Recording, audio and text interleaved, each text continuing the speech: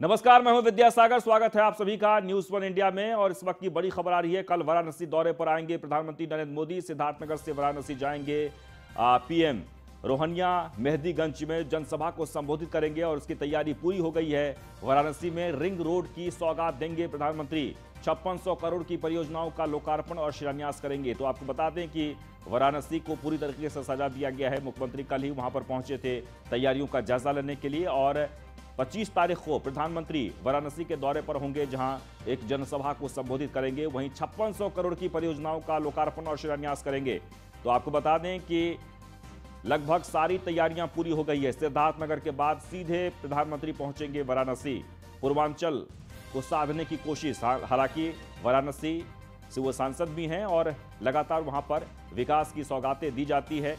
और एक बार फिर से 5600 करोड़ की परियोजना का शिलान्यास और लोकार्पण किया जाएगा। वाराणसी में रिंग रोड की सौगात देंगे प्रधानमंत्री नरेंद्र मोदी। 25 तारीख को उनका कार्यक्रम है और इस कार्यक्रम को लेकर भव्य तैयारी की गई है। तो कल वाराणसी दौरे पर आएंगे प्रधानमंत्री नरेंद्र मोदी। कई दिनों से तैयारी चल रही है। मुख्यमंत्री खुद तैयारियों का जायजा लेने के लिए कल पहुंचे थे। अधिकारियों के साथ उन्होंने समीक्षा बैठक की। लेकिन इस बीच आपको बता दें कि प्रधानमंत्री के दौरे को लेकर पूरे वाराणसी को भव्य तरीके से सजाया गया है। कार्यक्रम के मद्देनजर सुरक्षा के पुख्ता इंतजाम है। और ये हम तस्वीरें आपको दिखा रहे हैं मेहदीगंज की, जहां पर जनसभा को संबोधित करेंगे प्रधानमंत्री। और वहां पर ये उस दौरान की तस्वीर है जब वहां पर तैयारी हो रही थी, लेकिन अब वहां पूरी तरीके से सज धज के तैयार है। तो विशेष तैयारी प्रधानमंत्री के आगमन को लेकर, काशी में प्रधानमंत्री का आगमन होने जा रहा है।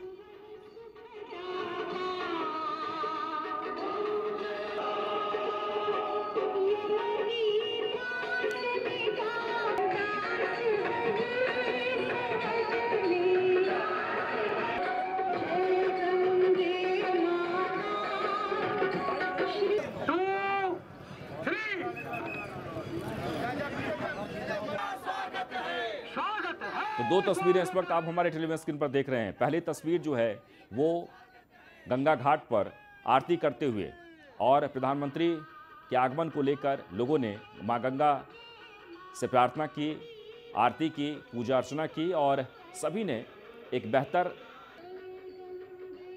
और समृद्ध हिंदुस्तान की कल्पना की। प्रधानमंत्री के आगमन को लेकर, प्रधानमंत्री की तस्वीर को लेकर सबने आरती की है। आपको बता दें कि कल 25 तारीख को प्रधानमंत्री का दौरा होने वाला है, वाराणसी आगमन होने वाला है। और इस आगमन को लेकर भव्य तैयारी की गई है। हर किसी में उत्साह है, जोश है। मेहदीगंज में सभा को संबोधित करेंगे और मेहदीगंज से लेकर पूरे वाराणसी, हर कोने कोने इस वक्त पूरी तरीके से प्रधानमंत्री के आगमन को लेकर तैयारियों की अगर बात कर लीजिए तो एक एक अधिकारी, हर कर्मचारी जुटे हुए हैं। और मुख्यमंत्री खुद ही बारीकी से नजर रख रहे हैं। कल उन्होंने समीक्षा बैठक की तैयारियों को लेकर, प्रधानमंत्री के आगमन को लेकर। और कल जब वो आएंगे वाराणसी में, वैसे ही विकास को लेकर लगातार कार्य किए जा रहे हैं। लेकिन कल 5600 करोड़ का विकास कार्यों का शिलान्यास और लोकार्पण भी करेंगे।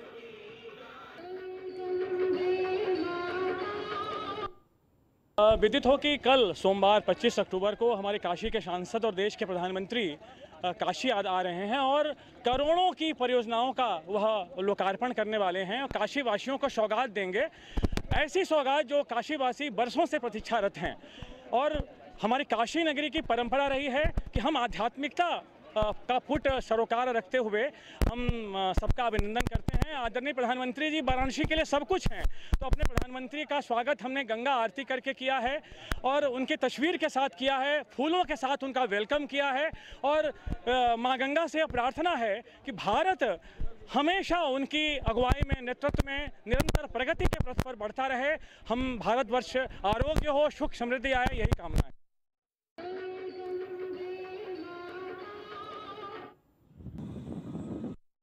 हम सबके सांसद, देश के यशस्वी प्रधानमंत्री श्रीमान नरेंद्र भाई मोदी जी 25 अक्टूबर को काशी की जनता को हजारों करोड़ के सौगात देने के लिए आ रहे हैं। भारतीय जनता पार्टी सहित काशी की सम्मानित जनता फलक पावड़े बिछाए खड़ी है कि जब भी मोदी जी आएंगे, हम सब उनकी विचारों को सुनने के लिए उनकी जनसभा में जाने को तैयार है। इस निमित्त भारतीय जनता पार्टी भी अपने महानगर, जिला, मंडल, क्षेत्र, प्रदेश के जो भी कार्यकर्ता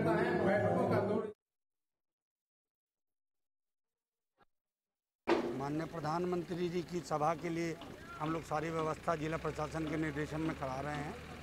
यहाँ पर लगभग 1 लाख लोगों से अधिक की व्यवस्था कराई जा रही है, जिसके लिए बारिश को मद्देनजर रखते हुए सभी जनरल हैंगर लगाए जा रहे हैं और सभी लोगों के लिए चेयर की व्यवस्था रहेगी। अब माननीय प्रधानमंत्री जी की सुरक्षा प्रोटोकॉल, कोविड प्रोटोकॉल सभी को ध्यान में रखते हुए समय समय पर दिए जा रहे निर्देश के क्रम में जिलाधिकारी महोदय के निर्देशन में ये सब व्यवस्थाएं कराई जा रही है। कितने लोग का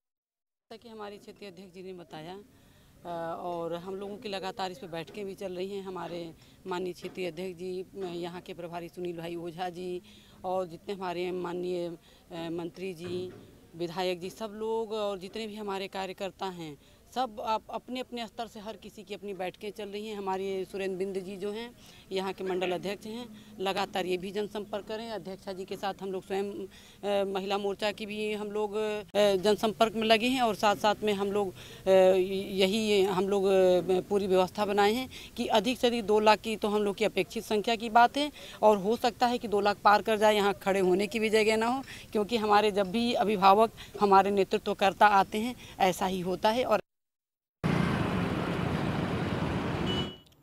तो भव्य तैयारी, कार्यकर्ताओं में जोश।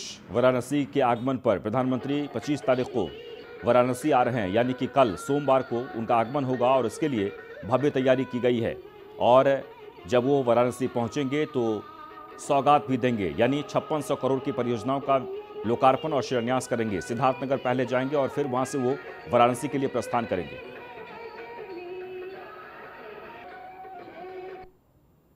प्रधानमंत्री नरेंद्र मोदी अपने संसदीय क्षेत्र वाराणसी आ रहे हैं। 25 तारीख को वाराणसी आएंगे। आपको हम दिखा दें कि प्रधानमंत्री जहां आएंगे वहां मेहंदीगंज, राजा तालाब स्थित मेहंदीगंज में ये स्टेज बनाया जा रहा है और लगभग तैयारी पूरी हो चुकी है। प्रधानमंत्री यहां आएंगे तो लगभग 2 घंटा रहेंगे और काशी को ढेरों सारी सौगात देंगे। मंच से प्रधानमंत्री उद्बोधन करेंगे और इसी मंच से यहाँ मंच के बाएं साइड 400 मीटर दूरी पे हेलीपैड बनाया जा रहा है, जहाँ से प्रधानमंत्री पावापुर एयरपोर्ट से सीधे वहाँ आएंगे।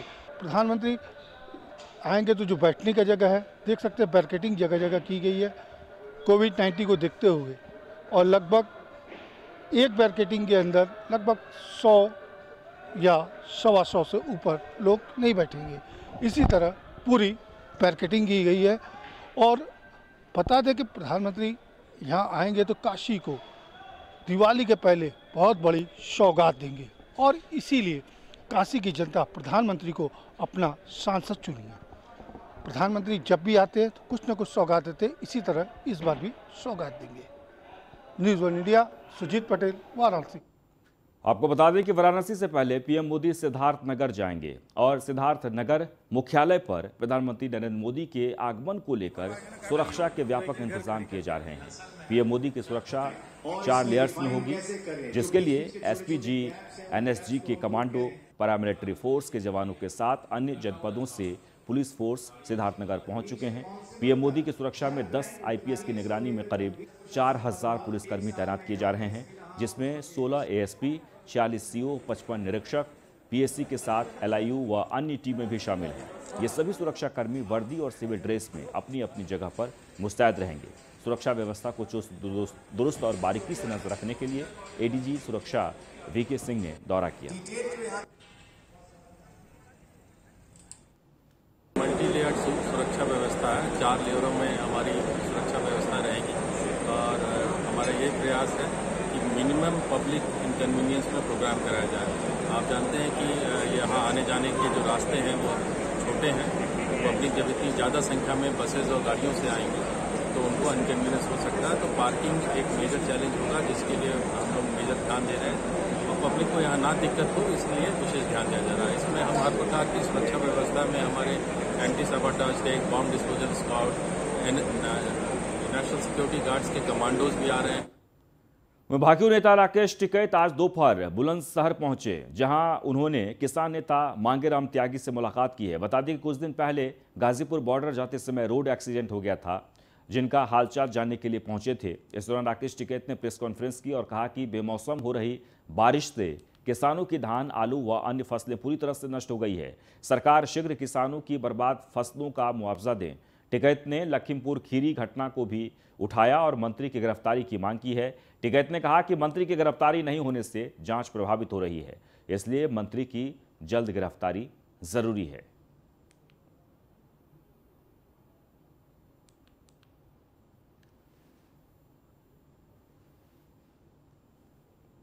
इस दौरान हमारे संवाददाता अशोक कुमार ने किसान नेता राकेश टिकैत से खास बातचीत की है, सुनिए।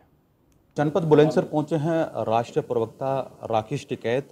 दिल्ली एनसीआर महासचिव सिकंदराबाद गाजीपुर बॉर्डर जा रहे थे, दुर्घटना हो गई थी, काफ़ी गंभीर चोट आई। उनका हालचाल जानने के लिए उनके आवास पर पहुंचे, उनसे बात कर लेते हैं। सर, बुलंदशहर आए हैं मांगेराम जी का हालचाल पूछने के लिए। एक्सीडेंट हुआ है, इनका गंभीर एक्सीडेंट है, चोट लगी है, तो यहाँ पे आए और यहाँ पे और लोग उससे भी बातचीत यहाँ पे करेंगे। सर, सबसे बड़ा सवाल यह है कि 11 महीने से भी ज़्यादा वक्त हो चुका है किसान आंदोलन को। गाजीपुर पर डटा हुआ है किसान, सरकार बात करने के लिए तैयार नहीं है। लगभग 9 महीने से पहले वार्तालाप हुई थी आपकी। क्या लगता कि हाल ही में उत्तर प्रदेश में चुनाव भी हैं, लोकदल ने आपका सपोर्ट किया था आंदोलन में, पूरी भूमिका लोकदल और विपक्ष ने भी आपका सपोर्ट किया, क्या कहना? नहीं, विपक्ष की जो भूमिका रहती है, सब लोग आते जाते रहे वहाँ पे, लेकिन कभी मंच पे और उस तरह के मूवमेंट में नहीं, उन्होंने समर्थन दिए, बाहर से सब लोग समर्थन दे रहे हैं। विपक्ष की जो भूमिका होती है सत्ता के खिलाफ, पहले ये विपक्ष में थे तो ये साथ रहते थे, तो सबको साथ देना चाहिए। कोई मूवमेंट, कोई घटनाक्रम हुआ है तो उसमें सबको साथ रहना चाहिए। तो सुप्रीम कोर्ट ने भी रास्ता खोलने के लिए आपको कह दिया कि दिल्ली का रास्ता खोला जाए, और आपने रास्ता खोल दिया गया। क्या लगता है कि अगला स्थल क्या रहेगा आंदोलन का? हमने तो पहले ही रास्ता नहीं रोक रखा था, रास्ता रोका है मोदी सरकार ने। रास्ता खुलेगा, सबसे पहली प्रायोरिटी हमारी है कि हम रास्ते के बाहर बैठे हुए हैं। रास्ता खुलेगा, सबसे पहले हम दिल्ली जाना चाहते हैं। ये थे मेरे साथ में ज़्यादा बातचीत करने की है राष्ट्रीय प्रवक्ता राकेश टिकैत। उनका साफ साफ कहना है कि लखीमपुर घटना को लेकर न्यूज़ वन इंडिया पर बोल रहे हैं कि जब तक अजय टहनी की गिरफ्तारी नहीं हो जाती तो संयुक्त किसान मोर्चा किसानों का सहयोग करेगा। कैमरा पर्सन अनिल के साथ Ashok Kumar, news one India. तो यूपी के कई इलाकों में डेंगू और वायरल फीवर ने पैर पसार लिया है। कानपुर में भी कई मामले डेंगू और वायरल फीवर के आए हैं। खासतौर से कुरसौली में डेंगू का प्रकोप काफी बढ़ा है। हाईलाइट अस्पताल में बढ़े हुए डेंगू की मरीजों की संख्या की वजह से अलग डेंगू वार्ड बनाना पड़ा है।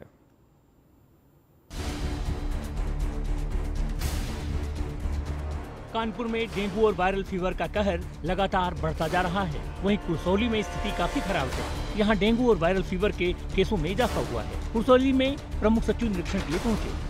वहीं हाईलाइट अस्पताल में लगातार डेंगू वायरल फीवर के केस बढ़ते बेडों की संख्या बढ़ गई है, जिससे एक डेंगू का वार्ड बनाना पड़ा। वहीं उर्सला काशीराम हॉस्पिटल में कुल 378 से ज्यादा डेंगू मरीजों का उपचार चल रहा है।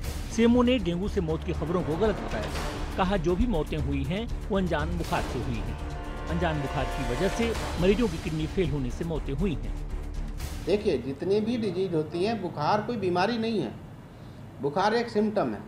अब बुखार तो जब वो बीमारी बनेगा, जब वो टेस्ट होगा कि वो डेंगू है, वो मलेरिया है या टाइफाइड है, तो वो बुखार हो गया। नहीं तो टेम्परेचर बढ़ना तो आपका टीबी में भी यही है, बुखार रहता है। आपको जो है फ्लू होगा कोई तो भी बुखार रहेगा। आपको जैसे माना कोई गुर्दे की बीमारी है वैसी है, उसमें भी बुखार रहेगा। तो वायरल बुखार भी होता है और वैसे भी ये तो एक सिम्टम है। वहीं डेंगू के कहर से लोग परेशान हैं। डेंगू और वायरल फीवर के मामलों में कमी नहीं आ रही है, जो चिंता का सबब है। हमारा पेशेंट यहाँ इस समय एडमिट है, इसका इलाज चल रहा है। तो क्या लक्षण बताए डॉक्टर? डेंगू के लक्षण बता रहे हैं, इलाज कर रहे हैं। डेंगू के लक्षण पाए गए हैं, आगे देखना है क्या इलाज चल रहा है यहाँ पर। डेंगू के लक्षण पाए जा रहे हैं और डॉक्टर लोगों से बोलता हूँ कि इनको आप दवाई करिए, कहीं आप परेशान मत हो, और इलाज हो रहा है। एक बार कर 2 बार कोई सुनता भी नहीं है।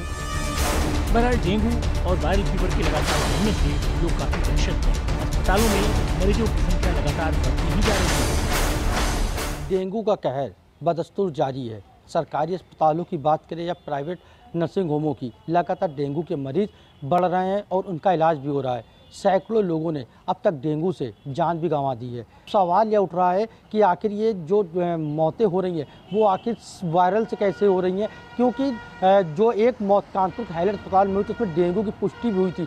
तो सरकारी आंकड़ों में इस तरह का खेल कैसे हो रहा है, यह सवाल खड़ा हुआ है। कानपुर से रामजी शर्मा, न्यूज़ 1 इंडिया। वहीं जौनपुर में सपा के नवनियुक्त प्रदेश प्रमुख महासचिव राजनारायण बिंद के स्वागत के दौरान सपा कार्यकर्ताओं में बीच सड़क पर जमकर मारपीट हो गई। मल्हनी विधायक लकी यादव के उन समर्थकों का प्रधान संघ के पूर्व जिला अध्यक्ष सपा नेता मनोज यादव के बीच मारपीट का वीडियो सोशल मीडिया पर वायरल हो रहा है। फिलहाल सपा नेता मनोज यादव ने बक्सा थाने में मल्हनी के विधायक लकी यादव और उनके समर्थकों पर मारपीट का मुकदमा दर्ज कराया है।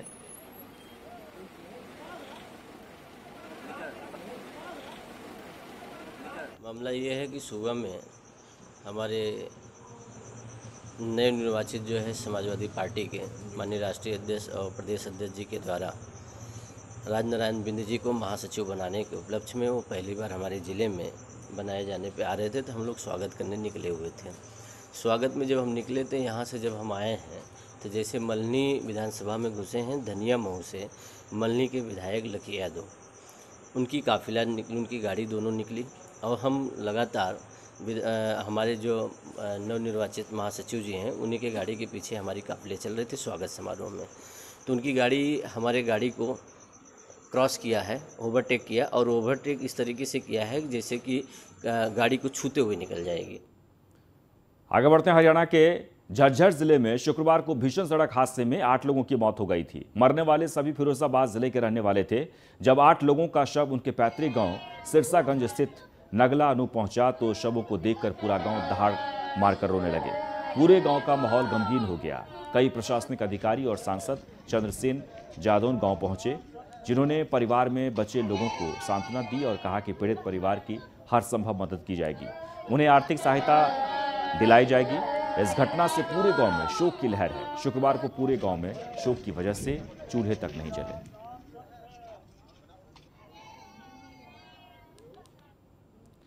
फर्रुखाबाद जिले में घर में बनी गोभी की सब्जी खाने के बाद एक परिवार के 7 लोगों की हालत बिगड़ गई। आनन फानन में सभी को निजी अस्पताल में भर्ती कराया गया, जहां इलाज के दौरान पिता और 6 साल के बेटे की मौत हो गई है। 2 बेटियों और 1 बेटे समेत 5 लोगों की हालत गंभीर बनी हुई है। सूचना मिलने पर मौके पर पहुंची पुलिस जांच पड़ताल में जुट गई है। घटना के बाद मृतक के घर में कोहराम मचा हुआ है।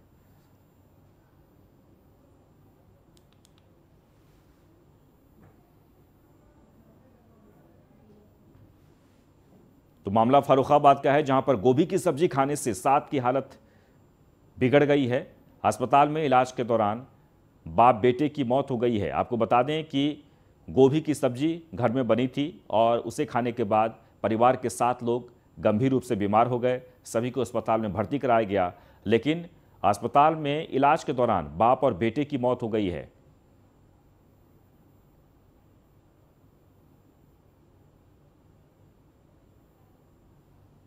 तो मामला फर्रुखाबाद का है। एक बार आपको फिर से बता दें कि हृदय विदारक घटना सामने आई है।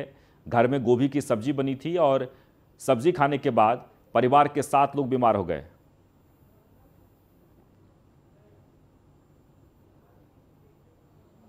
आगे बढ़ते हैं। बीते दिनों पहाड़ों पर हुई मूसलाधार बारिश का असर अब मैदानी इलाकों में दिखने लगा है। मौसम बदलने से यूपी के कई जिलों में ठंड ने दस्तक दे दी है। श्रावस्ती जिले में ठंड के साथ ही सड़कों पर कोहरा छाया हुआ नजर आया, जिसके कारण लोगों को दिन में वाहनों की हेडलाइट जलाकर लोग आवागमन करते हुए दिखे। तस्वीरों में देख सकते हैं, श्रावस्ती की ये तस्वीर है जहां पर कोहरा छाया हुआ दिखा।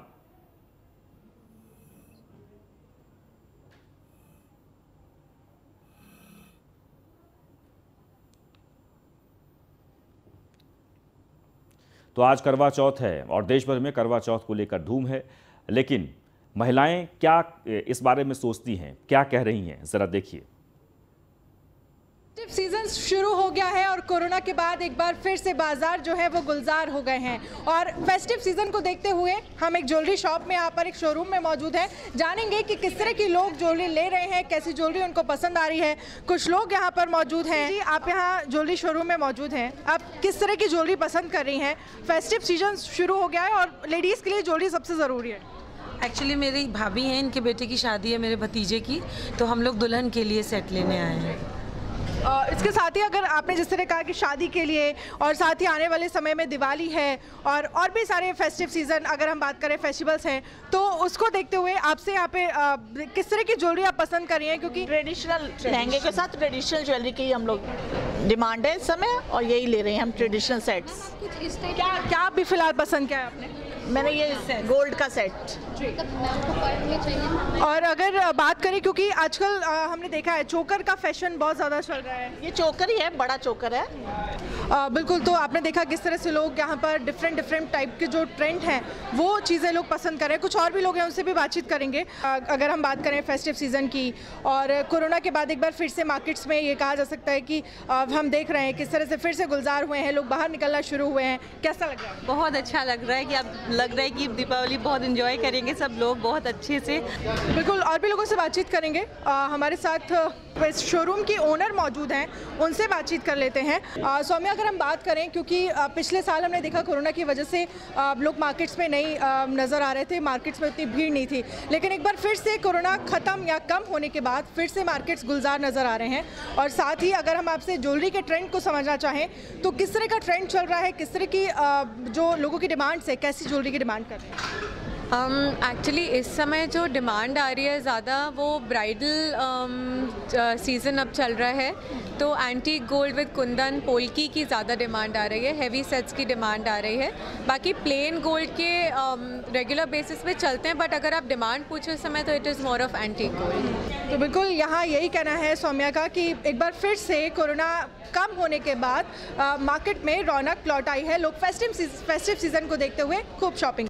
फेस्टिव सीज़न को देखते हुए बाज़ारों में एक बार फिर से रौनक लौट आई है और इस समय मैं मौजूद हूँ कानपुर के एक कार के शोरूम में, क्योंकि कोरोना के बाद एक बार फिर से बाज़ार में रौनक लौट आई है।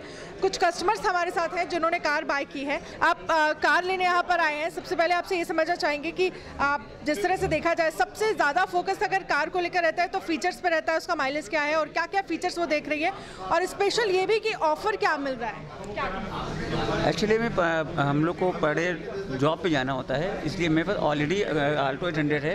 मुझे अब न्यू कार लेनी थी तो मैं इसलिए यहाँ पे स्विफ्ट पसंद की मैंने यहाँ पे। तो आपकी ये फर्स्ट कार है, कितना एक्सीडेंट आपका? सेकंड कार है। जी जी। तो जिस तरह से आपने देखा लोगों के जो रिव्यू हैं वो यहाँ पे देखने को मिल रहे हैं। कि अगर हम फीचर्स की बात करें, ऑफर्स की बात करें, इस टाइम बेस्ट ऑफर मिल रहा है मुझे स्विफ्ट गाड़ी पर, और ये जो सीज़न है इस टाइम ही हम लोग गाड़ी उठाते हैं। तो आपने देखा 2 महीने पहले से कार बुक कराई हुई थी और अब जाके दिवाली पर लोग यहाँ पर आप कार लेने के लिए आए। कौन सी कार आपने पसंद की है? ब्रीजा क्यों?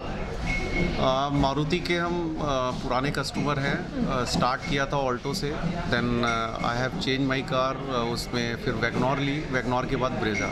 तो मारुति का जो एक कमिटमेंट्स है, मारुति का जो ये फीडबैक मार्केट में एसेसरीज सर्विसेज, तो ये better than all others, that's why. तो कार को लेकर लोगों के अलग अलग ओपिनियन है, जिसको जो ऑफ़र मिल रहा है और जो भी कार अच्छी लग रही है वो यहाँ पे बाय कर रहे हैं। हमारे साथ यहाँ पर कार शोरूम के मैनेजर मौजूद हैं, उनसे भी बातचीत करेंगे और उनसे ये समझेंगे कि किस तरह से कौन सी कार, छोटी कार, बड़ी कार, किस कार को लोग ज़्यादा प्रेफर कर रहे हैं अगर हम समय को देखते हुए बात करें। अगर हम बात करें ऑफ़र्स की, और साथ ही सबसे ज़्यादा जो फोकस होता है जब कार खरीदने कोई आता है तो उसके माइलेज पर होता है और फीचर्स पर होता है। माइलेज, फीचर, और एक सबसे बड़ी चीज़ होती है वो स्पेस। गाड़ी में कितना स्पेस है, उसको कंफर्टेबल कितनी लग रही है। तो इस मामले में हमारे पास वैगनार की डिमांड बहुत अच्छी है, उसके बाद आल्टो और एस्प्रेसो की भी बहुत अच्छी डिमांड जा रही है, क्योंकि उसमें स्पेस भी मिल रहा है, कंफर्ट मिल रहा है, माइलेज मिल रहा है, और सबसे बड़ी बात बजट फ्रेंडली है। तो फेस्टिव सीजन को देखते हुए किस तरह से मार्केट गुलजार है हमने आपको दिखाया कार शोरूम में, और आगे भी आपको लेकर चलेंगे और दिखाएंगे कि बाकी चाहे आप कपड़ों के शोरूम की बात कर लीजिए, वहाँ पर क्या कुछ रौनक देखने को मिल। सीजन को देखते हुए सबसे ज़्यादा अगर फोकस किया जाता है तो आउटफिट्स पर किया जाता है, साड़ियों पर किया जाता है। और कानपुर के एक शोरूम में मैं इस समय मौजूद हूँ, वहाँ पर तमाम लोग हैं और उन लोगों से बातचीत करेंगे कि किस तरह का ट्रेंड है और किस तरह की साड़ियाँ लोग पसंद कर रहे हैं। क्योंकि देखा जाए, अगर हम बात करें साड़ियों की, तो सबसे ज़्यादा आउटफिट पर फोकस होता है। कोई भी फेस्टिवल हो या कोई भी शादी हो, तो किस तरह की साड़ियाँ लेती हैं आप? सिल्क हमेशा फॉरएवर होता है, वो फेस्टिवल के लिए हो या शादी बारात में जाने के लिए, तो सिल्क की प्रेफरेंस रहती है। और अदरवाइज़ जिस हिसाब से फैशन ट्रेंड चलता रहता है, हमारे एम्ब्रॉयडरी आती है, उस हिसाब से हम अपनी लाइक बदलते रहते हैं। और इसी के साथ ही इस बुलेटिन में बस इतना ही, लेकिन आप बने रहें न्यूज़ 1 इंडिया के साथ।